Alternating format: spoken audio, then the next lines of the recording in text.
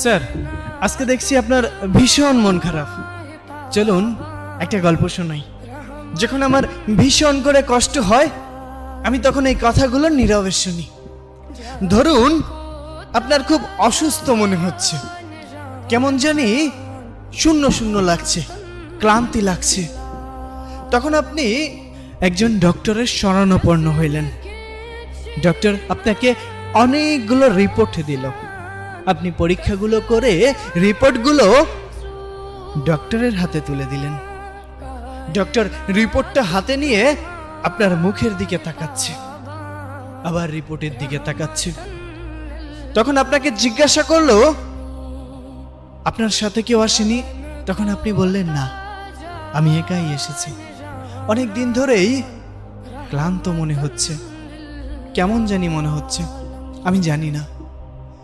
তখন ডক্টর অনেকটা মলিন মুখে বললেন, হয়তো আপনাকে এই কথাটা বলা উচিত হবে না, কিন্তু তারপরও যেহেতু আপনার সাথে কেউ নেই, আপনাকেই বলতে চাই, আপনি আর 2 মাস বাঁচবেন।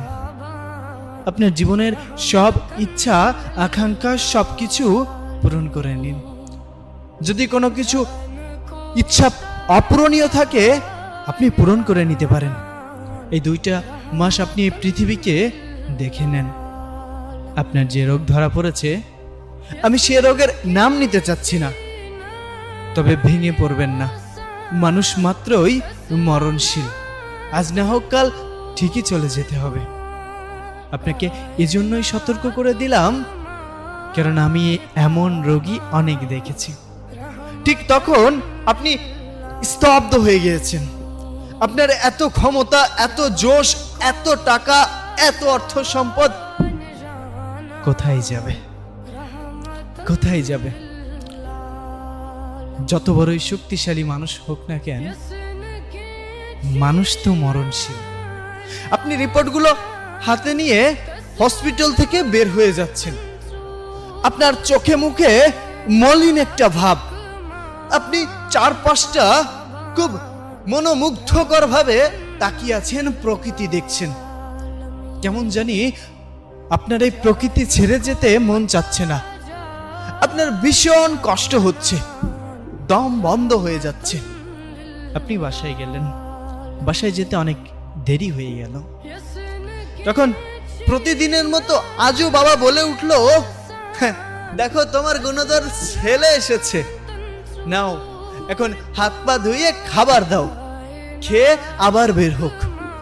সারাদিন তো কোনো কাজকর্ম নেই, ঘুরবে ফিরবে আর বাবার ঘাড়ে বসে খাবে। আপনি কথাগুলো শুনছেন, কিন্তু আজ আর কোনো প্রতিবাদ করলেন না। আজ শুধু নীরবে শুনে গেলেন কথাগুলো। ওপাশ থেকে মায়ের কণ্ঠ ভেসে আসলো, টেবিলে খাবার আছে, নিয়ে খেয়ে ঘুমিয়ে পড়। আমি কোনো কথা বললাম না, চুপচাপ টেবিলে গিয়ে খাইতে বসলে। কি মনে হবে? বারবার মনে হচ্ছে খাবার এক এক লোকমা যখন মুখে দিচ্ছেন, আপনার কাছে মনে হচ্ছে এটাই হয়তো শেষ মায়ের হাতের রান্না। আপনার খুব ভালোবাসা পেতে ইচ্ছা করছে। চোখের পানি খাবারের প্লেটে এসে পড়ছে। আপনার ঘটনা তো কেউ জানে না। হঠাৎ করেই আপনার কানে ভেসে উঠল প্রতিনিয়ত সেই আজানের ধ্বনি। আপনি খাবারটা শেষ করে দৌড়ে চলে গেলেন নামাজ পড়তে। নামাজ শেষ করে বাহিরে আসলেন। বাসায় এসে ঘুমিয়ে পড়লেন। সকালে ঘুম থেকে উঠে ফজরের নামাজ আদায় করে প্রকৃতির সৌন্দর্য উপভোগ করছেন।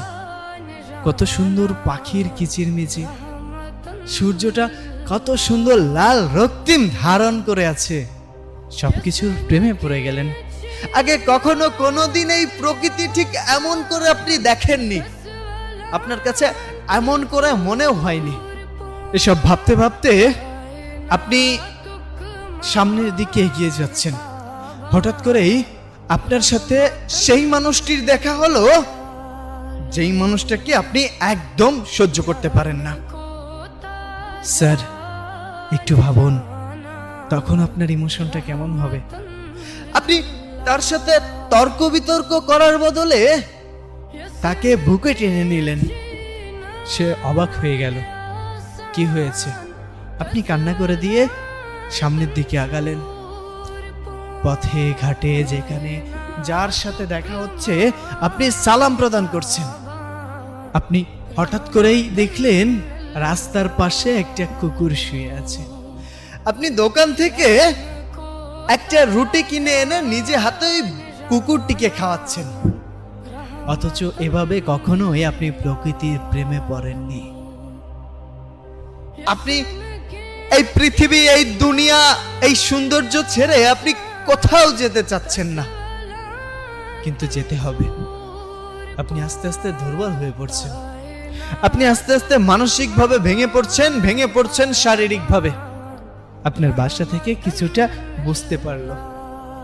বৃদ্ধ বাবা আপনাকে ডেকে নিয়ে বলল, বাবা কি হয়েছে তোর? এখন আর আগের মতো তর্ক করিস না।